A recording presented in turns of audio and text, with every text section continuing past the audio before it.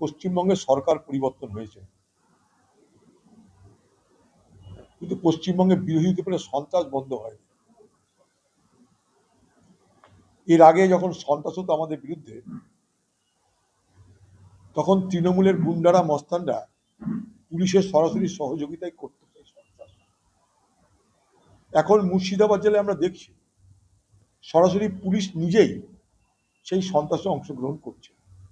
কারণ মুর্শিদাবাদে বিজেপির ফল ভালো হলেও বিজেপির কর্মী নেই, বিজেপির সেই শক্তি নেই যে তারা বিরোধীদেরকে রুখতে পারে। তাই সরাসরি পুলিশ আক্রমণে এবং সন্ত্রাসে নেমে পড়েছে। অদ্ভুতভাবে মুর্শিদাবাদ জেলায় এই প্রশাসনিক দৃষ্টিভঙ্গি দেখে আমরা অবাক হচ্ছি। লালগোলার ময়া অঞ্চল অন্য দল থেকে বিতস্তব্ধ হয়ে, যেমন পশ্চিমবঙ্গের বিভিন্ন জেলায় তৃণমূলের লোকরা, তৃণমূলের কর্মীরা কংগ্রেস দলে যোগদান করছে, সেই একই প্রক্রিয়ার প্রতিফলন মুর্শিদাবাদ জেলার ময়া অঞ্চলে হয়েছে। সেখানে যারা তৃণমূলের মেম্বার ছিল তারা আমাদের দলে যোগদান করেছে। যখন আমাদের দলের সংখ্যা বেড়েছে, সংখ্যাগরিষ্ঠ হয়েছি আমরা, তখন প্রশাসনকে জানিয়ে দরখাস্ত করে নিয়মকানুন মেনে আমরা প্রধান গঠনের প্রস্তাব দিয়েছিলাম। নিয়মকানুন মেনে দরখাস্ত করে প্রশাসনকে জানিয়ে সমস্ত ফর্মালিটি করে এবার সেই পঞ্চায়েত গঠনটা যাতে করতে না পারে কংগ্রেস, তার জন্য পুলিশ নিজে একজন মেম্বারকে নিজে অপহরণ করে নিয়ে চলে গেল, যাতে সংখ্যাগরিষ্ঠ না হতে পারে। অর্থাৎ এই জেলাতে পুলিশ কংগ্রেসের সঙ্গে যোগদান করে যাতে কংগ্রেসের বোর্ড গঠন না করতে পারে, তার জন্য নির্বাচিত জনপ্রতিনিধিকে অপহরণ করছে। অপহরণ মিনস অপহরণ, কিডন্যাপ করছে এই লালগোলা থানার নেতৃত্বে ময়া অঞ্চলে যাতে প্রদান করতে না পারে। অর্থাৎ আমাদেরকেও আগামী দিনে এই মুর্শিদাবাদ জেলায় প্রশাসনের বিরুদ্ধে লড়বার কথা ভাবতে হবে, মানসিকতা নিয়ে আমাদেরকে নামতে হবে। জেলা জুড়ে আন্দোলন আমরা করতে থাকবো। পুলিশকে বলো পিলেট গান জোগাড় করে রাখুন, কারণ পিলেট গান তো চালাতে হবে। এখন তো পিলেট গানের বাজার চলে এসছে।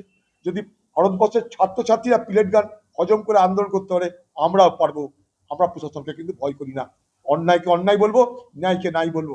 আমাদের উপর সন্ত্রাস হলে আমরা কিন্তু মেনে নেবার জন্য এখানে বসে নেই। এটা একটা নতুন ধরনের অত্যাচার শুরু হয়েছে সারা দেশ জুড়ে।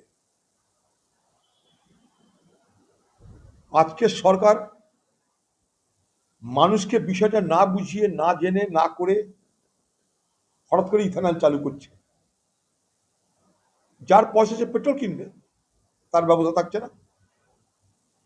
আর ভারতবর্ষে যত গাড়ি আছে সেই গাড়ি কিন্তু সবাই ইথানল কমপ্লায়েন্ট নয়।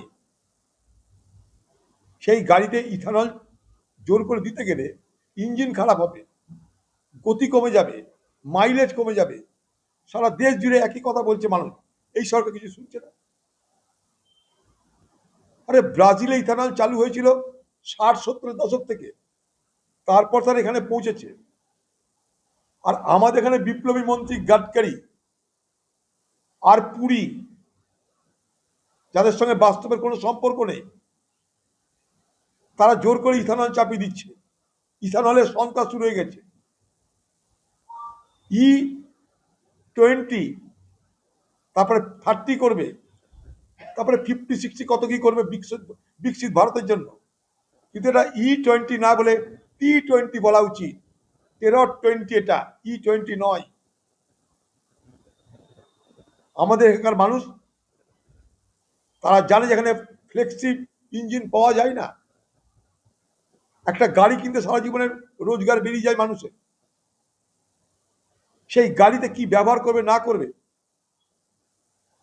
তার কোনো বৈজ্ঞানিক ব্যাখ্যা নেই। আপনারা বলছেন সব ঠিক আছে মানে ঠিক নয়। আপনারা বলে দিলেন ভালো হবে, তার মানে ভালো আমরা মেনে নেবো, তার কি মানে আছে? কোন বৈজ্ঞানিক পরীক্ষা নিরীক্ষা হয়েছে? নিরপেক্ষভাবে বৈজ্ঞানিক পরীক্ষা নিরীক্ষা হয়নি। এখানকার ইঞ্জিনগুলো সেরকম ভাবে অভ্যস্ত নয়। হঠাৎ করে আমরা প্রতিদিন নিরামিষ খাই, পান্তা ভাত খাই, হঠাৎ করে যদি বলে না দুবেলা তুমি বিরিয়ানি খাবে, সকালে চিকেন বিকেলে মাটন, তার সঙ্গে ফিরনি হালুয়া, পেটে হজম হবে না আমাদের। মানুষকে অভ্যস্ত করাতে হয় ধীরে ধীরে। কদিন আগে দেখলাম যুবরাজ ক্রিকেটার সকালবেলা 20টা ডিমের অমলেট খায়, কাকে যদি আপনাকে খাওয়া নয় হজম করতে পারবেন? গায়ের জোরে চাকরি করার চেষ্টা করা হচ্ছে।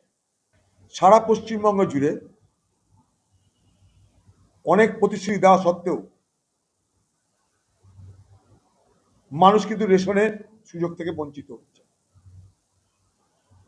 এক এসআইআর নিয়ে তো লক্ষ লক্ষ মানুষের, শুধু মানুষের নয়, তাদের ভবিষ্যৎ প্রজন্মের ভারতবর্ষের ভোট দেওয়ার অধিকার হাতছাড়া হতে চলেছে।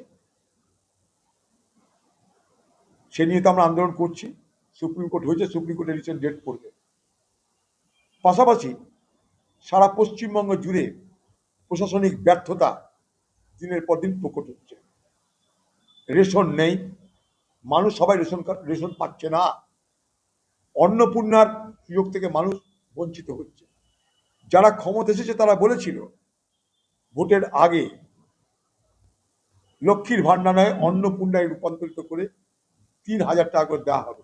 কোথায় গেল সে প্রতিশ্রুতি? রেশন নেই, অন্নপূর্ণার ভাণ্ডারের নামে যে প্রতিশ্রুতি দেওয়া হয়েছিল তা পালনের কোনো ব্যবস্থা নেই। সারা পশ্চিমবঙ্গে যে নতুন করে সাধারণ মানুষের মধ্যে আর্থিক হাহাকার তৈরি হচ্ছে, একদম যাকে বলে আর্থিক হাহাকার তৈরি হচ্ছে গরিব মানুষের। তাই পশ্চিমবঙ্গের সরকারকে বলবো যে যা কথা দিয়েছিলেন সেই কথা পালন করুন। ডবল ইঞ্জিনের সরকার বলেছিলেন আপনারা, ডবল ইঞ্জিন চলে এসছে। ডবল ইঞ্জিন সরকার চেয়েছিলেন মানুষের কাছে বাংলার, মানুষ আপনাকে ডবল ইঞ্জিন দিয়ে দিয়েছে। কিন্তু ডবল ইঞ্জিনের কাজ তো ডবল হওয়া উচিত। সেখানে কোনো ইঞ্জিনই চলছে না, না দিল্লির ইঞ্জিন চলছে না বাংলার ইঞ্জিন চলছে। ইঞ্জিন মেরামত করার লোক নাই। তো স্বাভাবিকভাবেই রেশনে তার জন্য ব্যবস্থা নেই। রেশনের চাল ডাল মানুষ পাচ্ছে না, অন্নপূর্ণা ভাণ্ডারের টাকা পাচ্ছে না। মানুষ দিশেহারা, কোথায় যাবে, কার কাছে যাবে, কাকে ধরবে মানুষ কিছু জানে না। তার সঙ্গে এসআইআর, মানুষের ভোট নাই। তার নতুন করে বাংলায় নাই নাই আর নাই শুনছি আমরা। পশ্চিমবঙ্গে সবাই জানে যে বিদ্রোহীরা কারা, সরকারে কারা, তৃণমূল কারা, আর গাদ্দার কারা, সবাই সবকিছু জানে। এই সমস্ত যারা গাদ্দার, তাদের মধ্যে মুর্শিদাবাদেরও কয়েকটা আছে। সব থেকে দুর্ভাগ্য যে তারা মুসলমান ভোট নিয়ে জিতে গাদ্দারি করে পালিয়েছে। মুর্শিদাবাদের মুসলমান সমাজ তাদেরকে কি বলছে জানেন? ফি নারা জাহান্নামা খালেদিনে ফিহা। মুসলমান সমাজের সঙ্গে গাদ্দারি করে এই সমস্ত এমপি এমএলএরা মুসলমান ভোট নিয়ে পালিয়েছে বিজেপি। এনসিপিআই মানে বিজেপি, বিজেপি মানে এনসিপিআই। সবাই সবকিছু বুঝছে, কিন্তু যারা করছে তারা ভাবছে আমরা কেউ কিছু বুঝছি না। খরগোশ মনে করে আমাকে কেউ দেখতে পাচ্ছে না, আমি জঙ্গলের মধ্যে ঢুকে গেলাম। সবটা খরগোশের বাইরে থাকে, মুখটা খালি ঢুকে থাকে। খরগোশকে সবাই দেখতে পাচ্ছে। পশ্চিমবঙ্গে একটা কথা চালু আছে না, বিজেপি আর তৃণমূল মিলেমিশে একাকার হয়ে একটা সংমিশ্রণ তৈরি করেছে যার নাম বিজেমূল। এরা হচ্ছে সব বিজেমূল। এটা যে বিজেমূলের মিটিং চলছে বললে